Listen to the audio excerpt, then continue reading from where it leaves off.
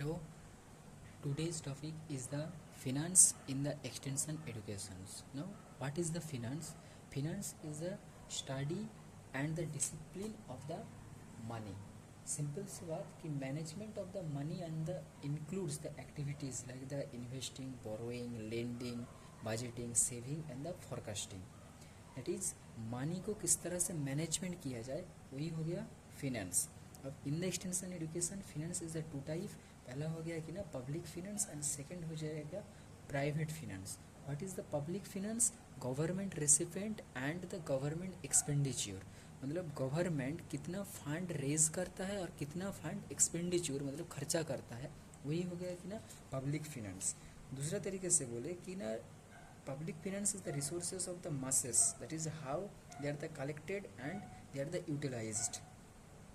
And the famous author Professor Dalton on his the books that is Principles of the Public Finance, उसमें जो definition दिया गया है कि public finance is concerned with the income and the expenditure of the public authorities and with the adjustment of the one to the other.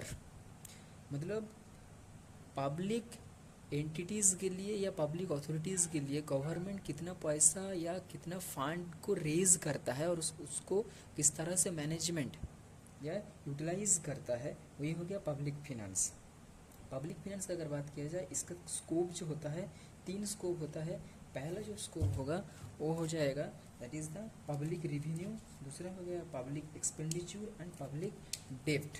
पहला हो गया that is the public revenue. पहला हो गया पब्लिक रेवेन्यू. पब्लिक रेवेन्यू मतलब होता है tax and the non tax के थ्रू भारत सरकार कितना फंड को या इनकम जनरेट करता है, that is the public revenue. दूसरा हो गया कि ना पब्लिक एक्सपेंडिचर. पब्लिक एक्सपेंडिचर मतलब सोशल वेलफेयर या नेशनल वेलफेयर के लिए कितना एक्सपेंडिचर होता है, कितना खर्चा होता है, कितना पैसा लगता है वही हो गया कि ना पब्लिक एक्सपेंडिचर. थर्ड हो जाएगा public dept.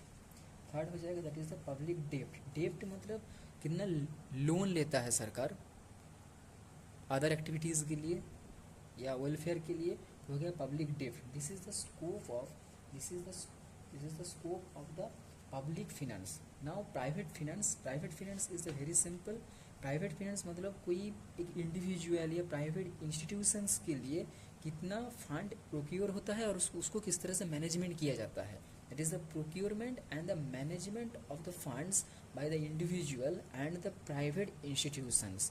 Like that, suppose कोई एक आदमी सपोज भापी ये 5 रुपया सपोज क्या करता है ना इनकम करता है. 5 पैसा जो इनकम करने के बाद इस पैसे को किस तरह से मैनेजमेंट करता है वही हो जाएगा कि ना प्राइवेट फिनेंस.